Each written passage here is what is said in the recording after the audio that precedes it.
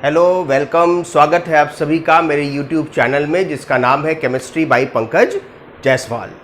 मैं पंकज जायसवाल आप लोगों का बहुत बहुत स्वागत करता हूं मेरी इस क्लास में। और हम लोग इस समय जो चर्चा कर रहे हैं, जिस विषय पर, जिस टॉपिक पे हम लोग डिस्कशन कर रहे हैं प्रेजेंट टाइम में, उस चैप्टर का नाम है रासायनिक बलगतिकी अर्थात केमिकल काइनेटिक्स। तो केमिकल काइनेटिक्स में हमने अभी तक एक क्लास का वीडियो आप लोगों के साथ शेयर किया है यूट्यूब से।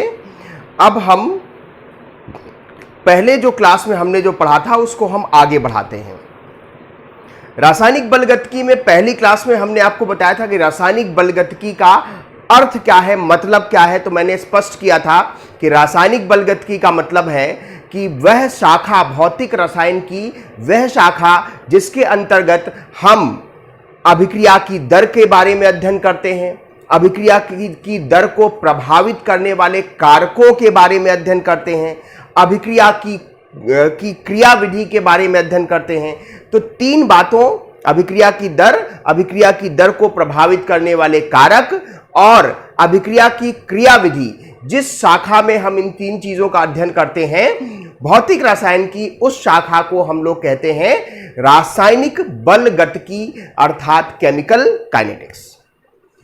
फिर हमने आपको बताया था, अभिक्रिया की दर समझाया था मैंने बताया था कि किसी भी अभिक्रिया में किसी एक अभिकारक या किसी एक उत्पाद की सांद्रता में होने वाले परिवर्तन बटे उस परिवर्तन के होने में लगा हुआ समय, यह कहलाता है अभिक्रिया की दर। हमने स्पष्ट किया था, ग्राफ के माध्यम से भी एक्सप्लेन किया था।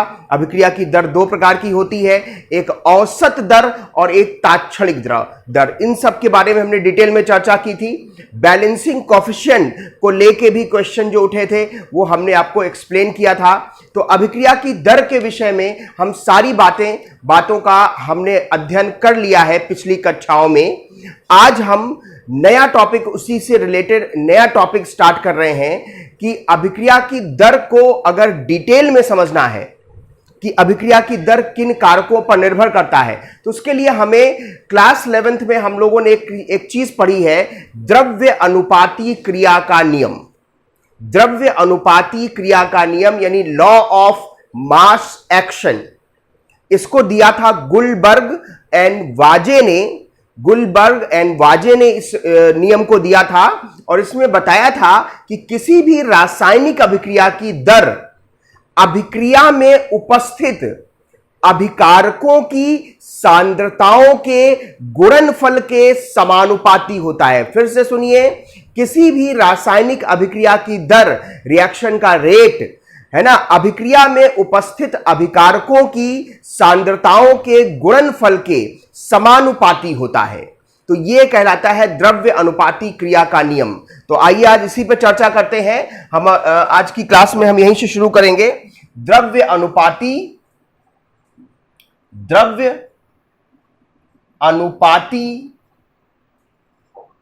क्रिया का नियम। द्रव्य अनुपाती क्रिया का नियम, अंग्रेजी में इसको हम लोग कहते हैं लॉ ऑफ मास एक्शन।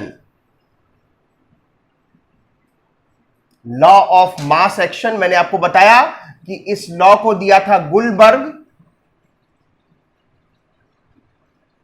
और वाजे ने।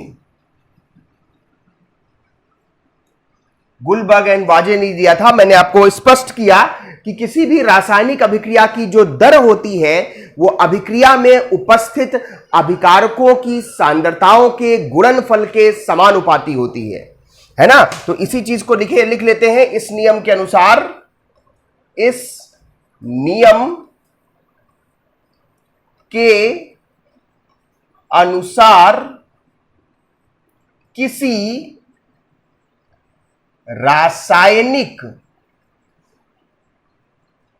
किसी रासायनिक अभिक्रिया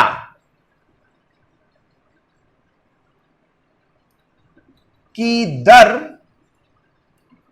अभिक्रिया में उपस्थित अभिक्रिया में उपस्थित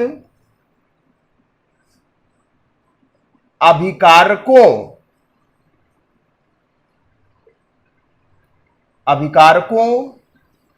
की सांद्रताओं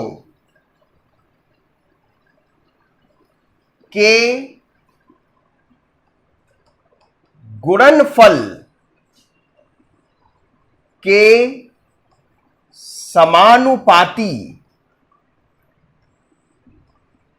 समानुपाती होता है। ठीक है, जैसे एक अभिक्रिया आपने लिया, ये small A capital A, small B capital B, ये स्मॉल ए और स्मॉल ए, ये अभिकारक ए और अभिकारक बी के कॉफिशिएंट है। बैलेंस करने के लिए जो हम नंबर लिखते हैं वो नंबर की जगह हमने इस्तेमाल किया है। ये उत्पाद में परिवर्तित हो रहा है। तो कहने का मतलब है कि जो अभिक्रिया की जो दर है, अभिक्रिया की दर अभिक्रिया की ये समानुपाती होता है। ये ए और बी दो अभिकारक है, तो पहले अभिकारक की सांद्रता गुणे दूसरे अभिकारक की सांद्रता के समानुपाती होता है। लेकिन अगर कोई बैलेंसिंग कॉफिशिएंट है तो वो सांद्रता पे पावर लग जाती है, घात लग जाती है। ये बी, तो यहां से देखिए, यहां समानुपाती का निशान हटाएंगे तो एक नियतांक आएगा जिसे हम कहते हैं वेग नियतांक। तो दर का फॉर्मूला हो जाएगा के A to the power A B to the power B. ये समीकरण नंबर 1, और इस समीकरण 1 को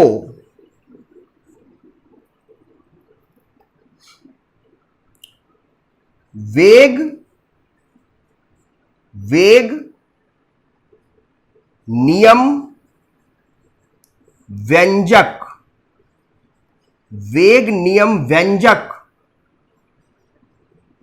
अंग्रेजी में कहेंगे वेग नियम व्यंजक को रेट लॉ इक्वेशन या रेट लॉ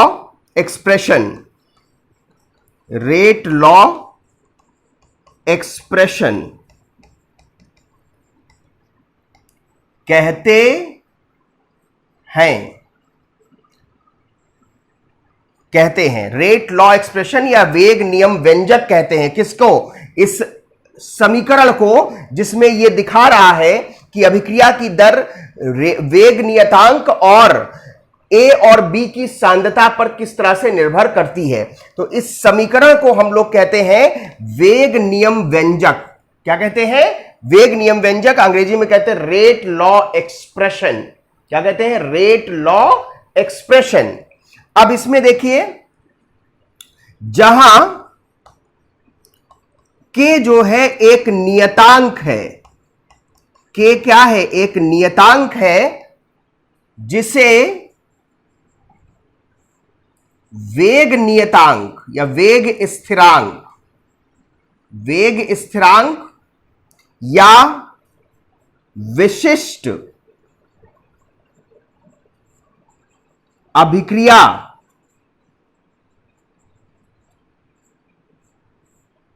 दर कहते हैं। अभिक्रिया की दर के मतलब विशिष्ट अभिक्रिया की दर मतलब अभिक्रिया की दर के बराबर। देखो कैसे दर के बराबर है। यदि ए की जो सांद्रता है और बी की जो सांद्रता है वो 1 मोल प्रति लीटर हो जाए, 1 मोल प्रति लीटर हो जाए, ए की सांद्रता और बी की सांद्रता 1 मोल प्रति लीटर हो जाए, तो देखिए यहां पे 1 की पावर ए तो 1 ही रहेगा, यहां भी 1 की पावर ए तो 1 ही रहेगा। तो समीकरण 1 से रेट कांस्टेंट का मान अभिक्रिया की दर के बराबर हो जाएगा। अर्थात अभिकारकों की एकांक सांद्रता पर, अभिकारकों की एकांक सांद्रता पर अभिक्रिया की जो दर आती है उसे कहते हैं वेग स्थिरांक या विशिष्ट अभिक्रिया दर। ठीक है। अतः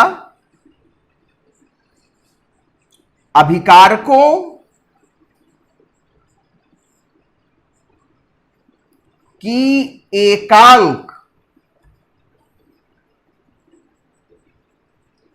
सांद्रता पर किसी अभिक्रिया की दर अभिक्रिया का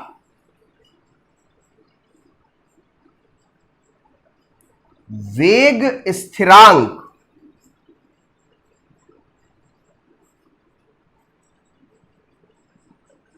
कहलाता है। अभिक्रिया का वेग स्थिरांक कहलाता है या विशिष्ट अभिक्रिया वेग कहलाता है।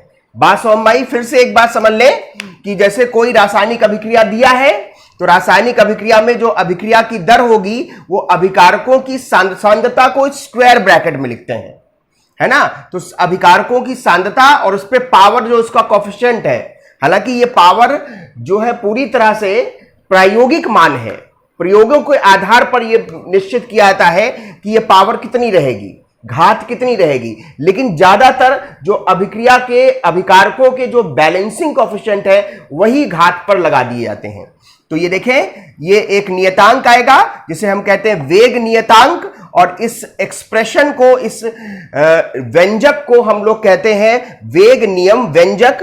नियतांक को कहते हैं वेग स्थिरांक या विशिष्ट अभिक्रिया दर।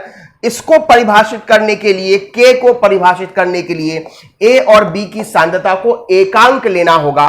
तो जब एकांक लेंगे, 1 मोल प्रति लीटर लेंगे, तो अभिक्रिया का वेग स्थिरांक अभिक्रिया की दर के बराबर मिलता है। दूसरी बात ध्यान दीजिए कि के के मान, के को परिभाषित करने के लिए हमने अभिकारकों की सांद्रता एकांक मान ली। इसका मतलब के का मान अभिकारकों की सांद्रता पर बिल्कुल भी निर्भर नहीं करता, यह सिर्फ और सिर्फ ताप पर निर्भर करता है। तो पहले इसको नोट कर लें, उसके बाद आगे बढ़ते हैं।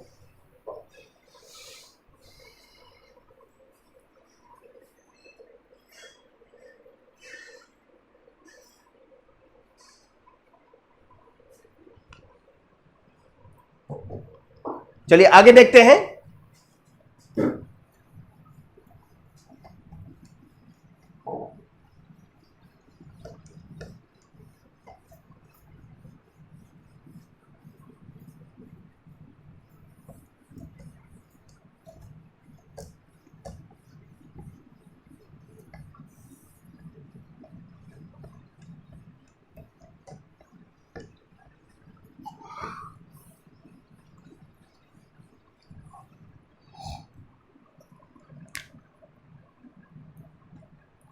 के का मान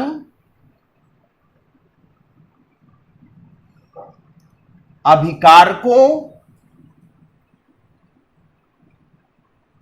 की सांद्रताओं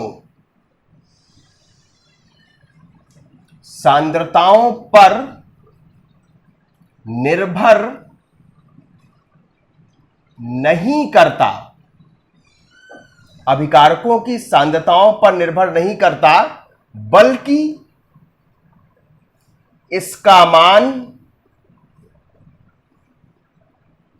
सिर्फ ताप पर निर्भर करता है। ताप पर निर्भर करता है, सिर्फ और सिर्फ टेम्परेचर पर निर्भर करता है।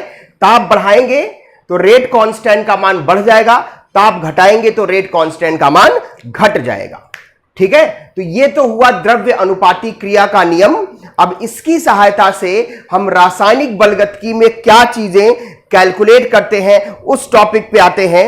तो इसमें देखें, जो अगला टॉपिक जो जिसमें हमें द्रव्य अनुपाती क्रिया के नियम का प्रयोग करना होगा वो है अभिक्रिया की कोटि। अभिक्रिया की कोटि,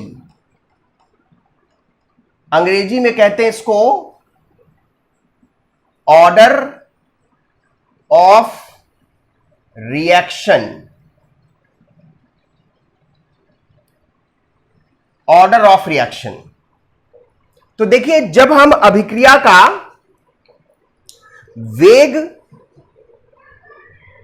वेग नियम व्यंजक लिखते हैं, यानी रेट लॉ एक्सप्रेशन लिखते हैं, किसी अभिक्रिया का रेट लॉ एक्सप्रेशन, वेग नियम व्यंजक लिखते हैं, तो उसमें जो सांद्रताएं प्रयोग की गई हैं, है ना, तो सांद्रताओं पर कुछ ना कुछ जो घात है, तो घात के योग को अभिक्रिया की कोटि कहते हैं।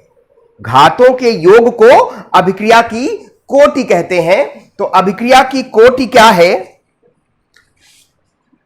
अभिक्रिया की कोटि किसी अभिक्रिया के वेग नियम व्यंजक में, किसी अभिक्रिया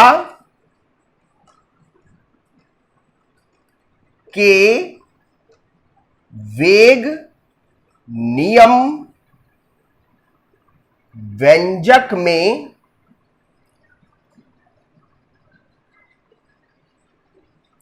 उपस्थित अभिकारकों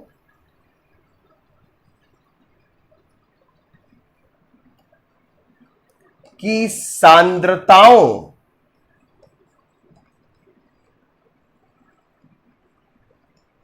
की घातों का योगफल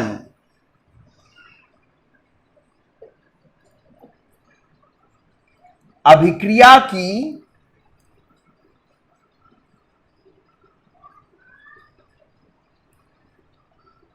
कोटि कहलाता है। अभिक्रिया की कोटि कहलाता है ना। जो हम रेट लॉ एक्सप्रेशन लिखते हैं, जैसे हमने आपको बताया कि अभिक्रिया की दर बराबर दर नियतांक यानी वेग नियतांक इंटू सांद्रताएं, अभिकारकों की सांद्रताएं, तो ये अभिक्रिया का वेग नियम व्यंजक है, रेट लॉ एक्सप्रेशन है। तो रेट लॉ एक्सप्रेशन यानी वेग नियम व्यंजक में जो सांद्रताएं अभिकारकों की प्रयोग की गई हैं, उन सांद्रताओं पर जो घात है, उस घात को जोड़ दीजिए, जो वैल्यू आएगी वो अभिक्रिया की कोटि होगी, है ना। जैसे देखिए ये अभिक्रिया हमने लिया था, जैसे ये लिया था small A capital A B, small A capital A, small B capital B, ये उत्पाद में परिवर्तित हो रहा था। तो यहां पर देखिए अभिक्रिया की जो दर थी वो वेग नियतांक ए की सांद्रता पर घात ए था और बी की सांद्रता पर घात बी था। तो अभिक्रिया की जो कोटि होगी, अभिक्रिया की कोटि जो होगी, वो जो घात है उनको जोड़ दीजिए, तो a प्लस बी अभिक्रिया की कोटि होगी। आई बात समझ में? सबसे इंपॉर्टेंट बात ध्यान रखना है कि अभिक्रिया की कोटि शून्य हो सकती है, एक हो सकती है, दो हो सकती है, तीन हो सकती है, इनफाइनाइट भी हो सकती है ना। तो अभिक्रिया की दर शून्य से लेकर कोई भी नंबर हो सकता है, भिन्नात्मक हो सकती है। अभिक्रिया की कोटि शून्य, शून्य लिख लीजिए, शून्य, एक, दो, तीन और भिन्नात्मक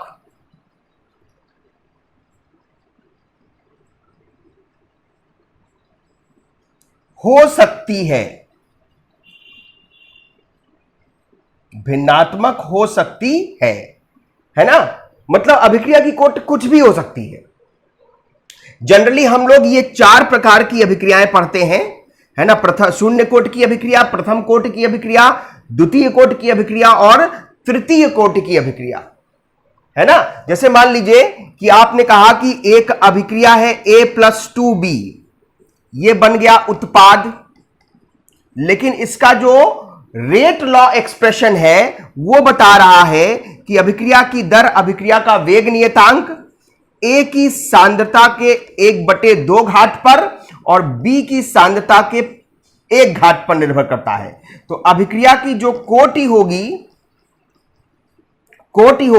तो पावर 1/2 है और पावर 1 है, 2 1 जा 2 और 3, यानी कि अभिक्रिया की कोटि होगी 3/2।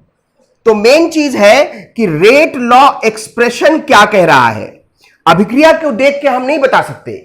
अभिक्रिया में कोई भी बैलेंसिंग कोएफिशिएंट होगा तो वही पावर नहीं लगा देंगे, हर बार ऐसा नहीं होता। हालांकि ज्यादातर अभिक्रिया के जो अभिकारक के जो बैलेंसिंग कोएफिशिएंट है वही पावर होते हैं, लेकिन मैंने आपको बताया कि यह प्रयोगात्मक मान है।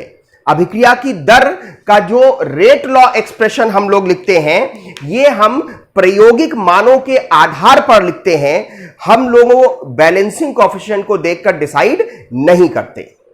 ठीक है, इस बात को ध्यान में रखेंगे। अभी जब क्रिया विधि की बात करेंगे तो मैं वहां पे आपको इस बात को एक्सप्लेन कर दूंगा कि कैसे अभिक्रिया की अभिकारकों के कोएफिशिएंट कुछ और है और घातें कुछ और लगी हैं। तो यह बात हम अभिक्रिया की क्रिया विधि में समझेंगे, आगे आएगा, आगे के टॉपिक में हम इसको डिस्कस करेंगे। ठीक है, तो अब बात समझ में आ रही होगी। अभिक्रिया की कोटि क्या हो सकती है? अभिक्रिया की कोटि शून्य हो सकती है, कोई भी नंबर हो सकता है, भिन्नात्मक संख्या हो सकती है, इनफाइनाइट तक हो सकती है। होने को हो सकती है लेकिन होती नहीं है ना? तो ये नोट कर लीजिए। तो अभिक्रिया की कोटि के बारे में ये जो 4 अभिक्रियाएं हमने आपको बताई, इसके बारे में डिटेल से चर्चा करेंगे।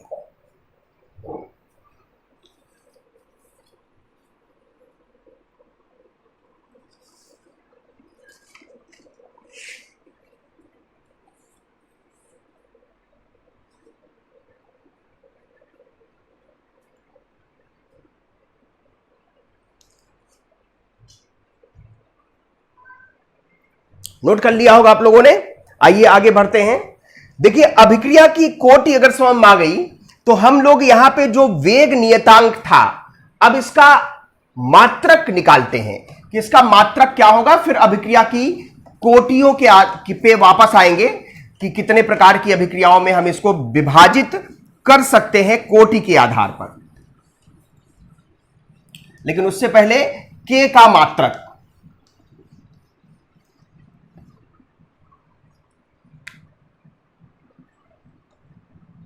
वेग स्थिरांक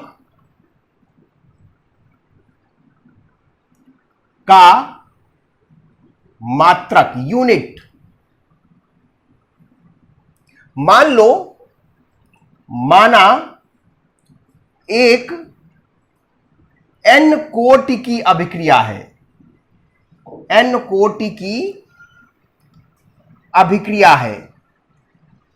तो n कोटि की अभिक्रिया, तो अभिक्रिया की जो दर होगी, अभिक्रिया का वेग स्थिरांक इंटू जो सांद्रता होगा उसका पावर n होगा। n कोटि की अभिक्रिया है तो पावर n होगा, है ना। दर जो है, अभिक्रिया की दर हमने पहले पढ़ा है कि ये सांद्रता में परिवर्तन बटे लगा समय होता है। तो सांद्रता में परिवर्तन ना, तो इसको हम लिख सकते हैं सांद्रता बटे समय। सांद्रता बटे समय बराबर k इंटू सांद्रता टू दी पावर n। तो k का मात्रक चाहिए हमको, इसको उधर भेज दें तो देखिए सांद्रता बटे समय, इधर जाएगा डिवाइड में आएगा तो 1 बटे सांद्रता की पावर n। इसको नीचे ले आए तो ये 1 है तो -1 हो जाएगा। तो जो k का मात्रक आएगा 1 बटे समय, समय का जो मात्रक हो वो रख लें, इंटू 1 बटे सांद्रता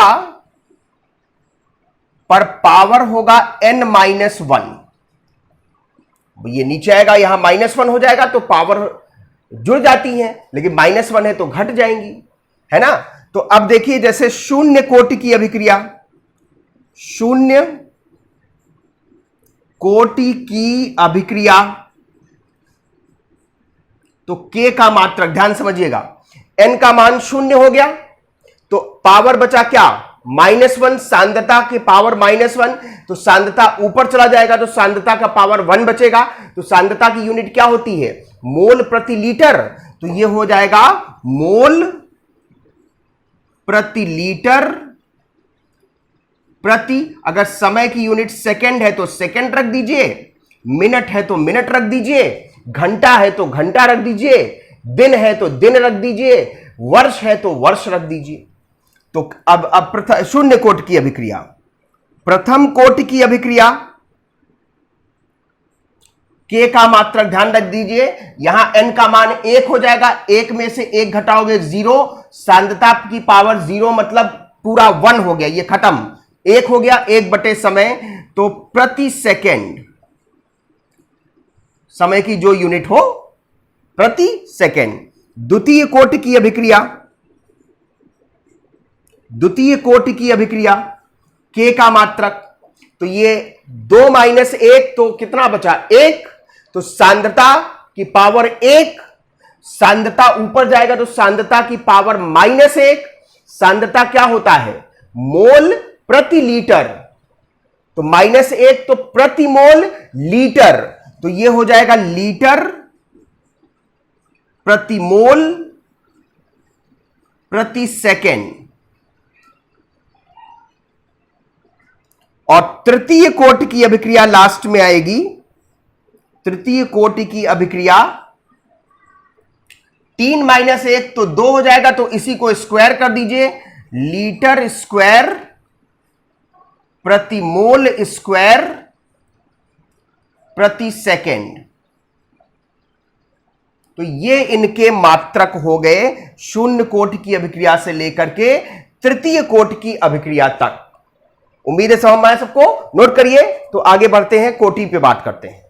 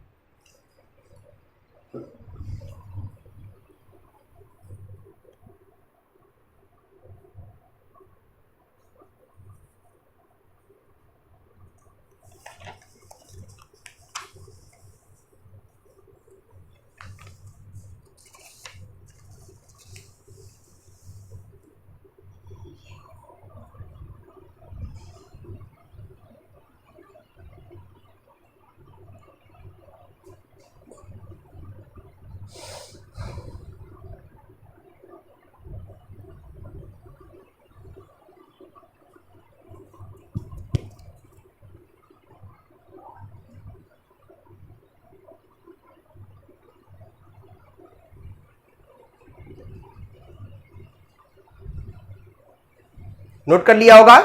अब आइए, अब आगे बढ़ते हैं। सबसे पहले बात करते हैं शून्य कोटि की अभिक्रिया के बारे में।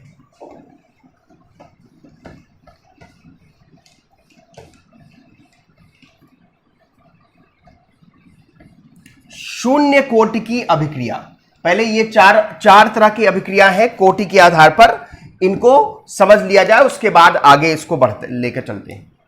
शून्य कोटि की अभिक्रिया,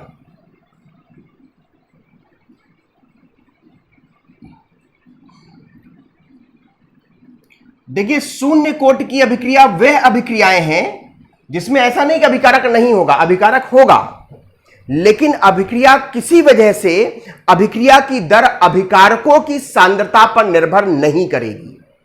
अभिकारक होंगे लेकिन अभिकारकों की सांद्रताओं पर अभिक्रिया की दर निर्भर नहीं करेगी, तो ऐसी अभिक्रियाओं को कहते हैं शून्य कोटि की अभिक्रिया।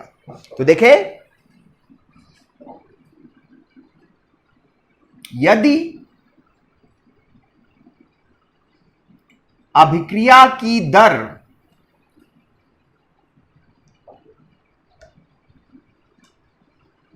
अभिकारकों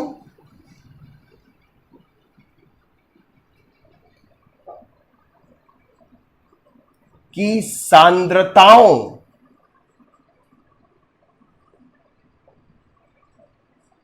पर निर्भर नहीं करती, तो इन अभिक्रियाओं को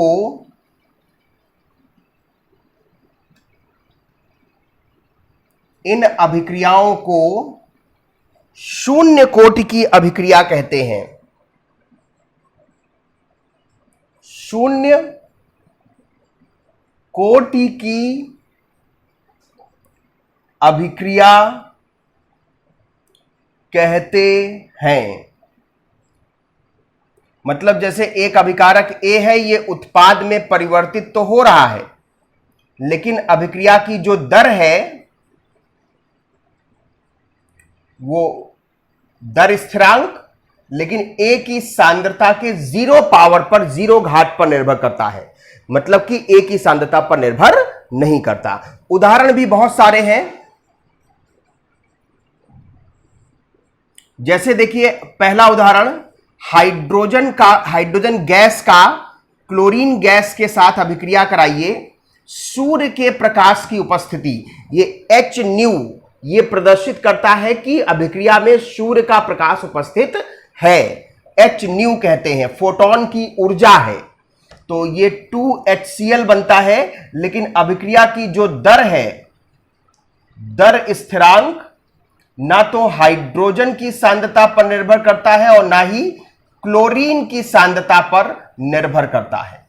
तो ये शून्य कोटि की अभिक्रिया हुई। दो अभिकारक है लेकिन किसी पर भी निर्भर नहीं करता। दूसरा जैसे देखें, नाइट्रस ऑक्साइड को गर्म प्लैटिनम की सतह पर विघटित किया जाए उच्च दाब पर, तो इसमें यह नाइट्रोजन में टूट जाएगा और ऑक्सीजन में टूट जाएगा, लेकिन अभिक्रिया की जो दर है वो वेग स्थिरांक N2O की सांद्रता पर निर्भर नहीं करता, इसलिए शून्य कोटि की अभिक्रिया है। तीसरा, अमोनिया का इसी तरह विघटन किया जाए, अमोनिया का विघटन है ना टंगस्टन की सतह पर,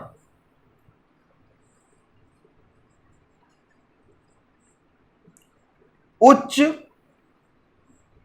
दाब पर, तो अमोनिया विघटित होकर के नाइट्रोजन गैस और हाइड्रोजन गैस में टूट जाता है, लेकिन अभिक्रिया की दर अमोनिया की सांद्रता पर निर्भर नहीं करता, तो यह भी शून्य कोटि की अभिक्रिया है।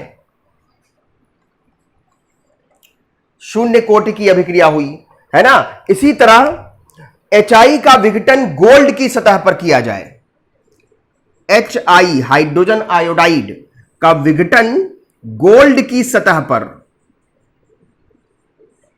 उच्च दाब पर,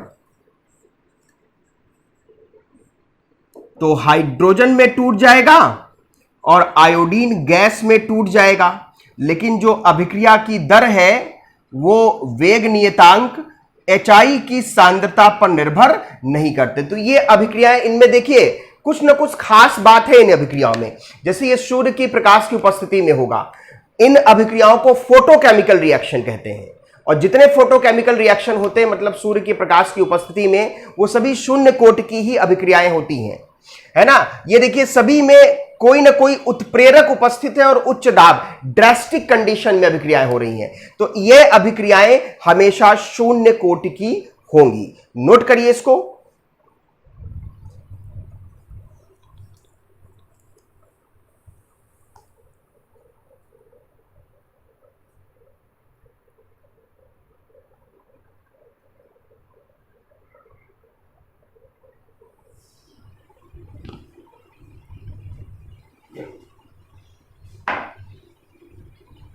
ठीक है, आइए अब बात करते हैं प्रथम कोटि की अभिक्रिया।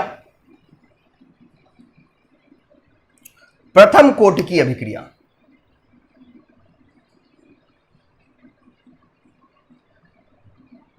प्रथम कोटि की अभिक्रिया, तो यदि अभिक्रिया की दर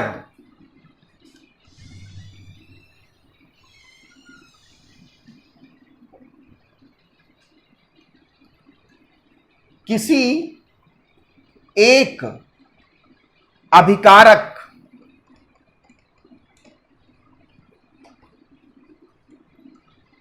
यदि अभिक्रिया की दर किसी एक अभिकारक की सांद्रता के प्रथम घात पर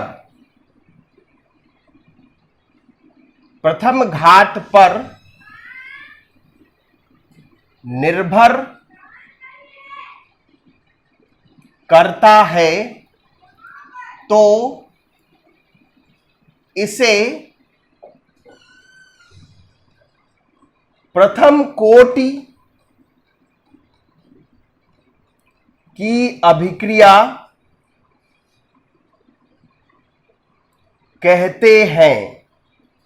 प्रथम कोटि की अभिक्रिया कहते हैं मतलब एक अभिकारक है, यह उत्पाद में परिवर्तित हो रहा है, तो अभिक्रिया की जो दर है वो अभिक्रिया का वेग स्थिरांक ए की सांद्रता के प्रथम घात पर निर्भर करे, है ना। देखिए प्रथम घात पर निर्भर कर रहा है, यह प्रथम कोटि की अभिक्रिया है। इसके भी बहुत सारे उदाहरण हैं, मैं उदाहरण देता हूं। ये बहुत इंपॉर्टेंट है इसके एग्जाम्पल्स।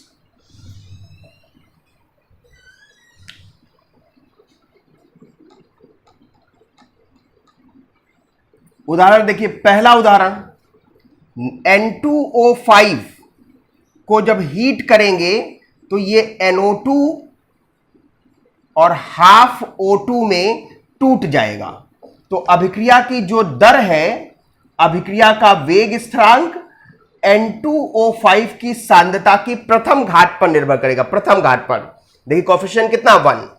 दूसरा उदाहरण देखिए H2O2, इसी तरह इसको हीट किया जाए तो ये H2 और H2O और ऑक्सीजन में टूट जाएगा। H2O और ऑक्सीजन में टूट जाएगा, है ना। तो अभिक्रिया की जो दर है, अभिक्रिया का वेग स्थिरांक H2O2 की प्रथम घात पर, कोएफिशिएंट 2 है लेकिन प्रथम घात पर निर्भर करेगा। या इसको प्रथम बनाने के लिए इसको 1 करिए, ये 1 हो जाएगा, ये 1/2 हो जाएगा, ठीक है। तीसरा देखिए NH4NO2, इसको अगर हीट किया जाए तो 2 नाइट्रोजन है तो N2 बन जाएगा और 4 हाइड्रोजन 2 ऑक्सीजन है 2 H2O बन जाएगा। तो अभिक्रिया की जो दर है, अभिक्रिया का वेग स्थिरांक NH4NO2 की सांद्रता पर केवल निर्भर करता है। तो ये प्रथम कोटि की अभिक्रियाएं हैं। चौथा उदाहरण CH3COOC2H5 का जल से हाइड्रोलिसिस किया जाए अम्ल की उपस्थिति में। किसकी उपस्थिति में? अम्ल की उपस्थिति में। तो ये देखिए इतना पोर्शन वाटर के H+ आयन से जुड़ जाएगा और जो OH बचा वो C2H5 से जुड़ जाएगा।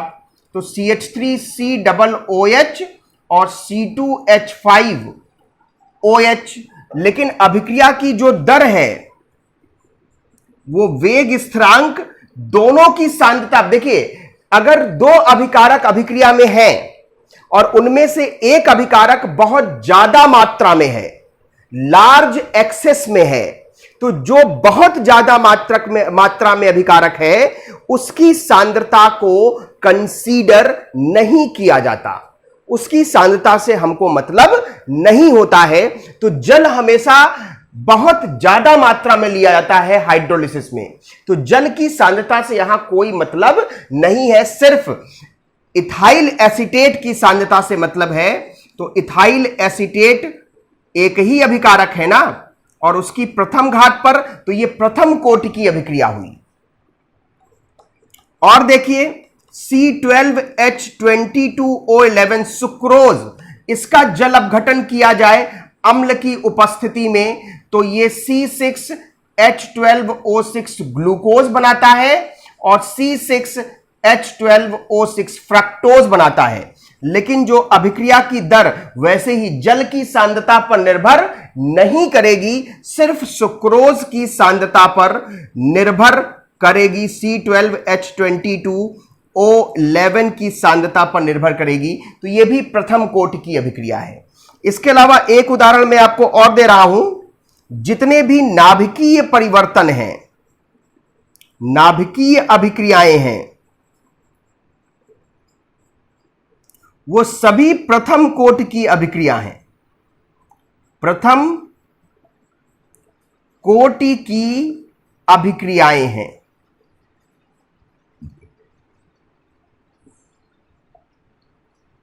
नाभिकीय अभिक्रियाएं, है ना। यूरेनियम से निकल गया अल्फा पार्टिकल, थोरियम में बदल गया, थोरियम दूसरे बीटा पार्टिकल का एमिशन करके दूसरे में बदल गया। ये सभी नाभिकीय परिवर्तन चाहे कृत्रिम हो और चाहे प्राकृतिक हो, ये सभी नाभिकीय परिवर्तन प्रथम कोटि की अभिक्रिया में कंसीडर किए जाएंगे। नोट करिए इसको।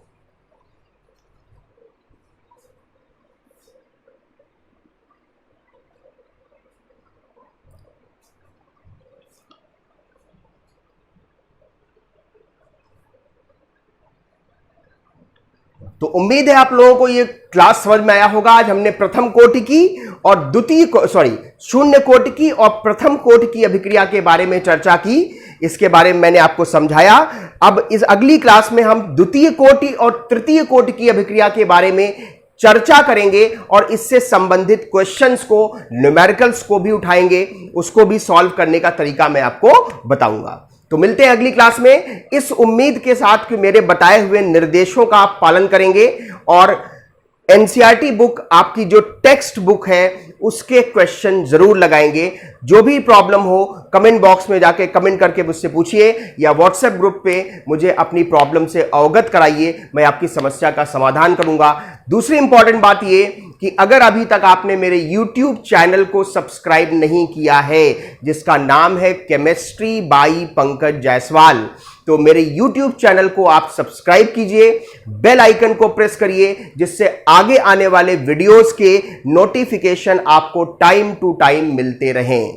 तो बहुत आप लोगों से यही उम्मीद है कि आप लोग मेरे बताए निर्देशों का पालन करेंगे, मेरे कहे अनुसार चलेंगे और कोरोना का दौर चल रहा है, तो सभी लोग, आप लोग जितने भी लोग हैं, वो सभी घर पे रहिए, हैंड सैनिटाइज करिए, हाथ साबुन से धोइए, मास्क का प्रयोग जरूर करिए। जब भी आप बाहर जाएं तो मुंह के ऊपर मास्क जरूर लगा के जाएं, बिना मास्क के घर से बाहर ना निकलें, है ना। और इसी उम्मीद के साथ कि आप अच्छे से घर पे रह के पढ़ाई करेंगे। मिलते हैं अगली क्लास में, तब तक सभी लोगों का तब तक के लिए बहुत बहुत धन्यवाद।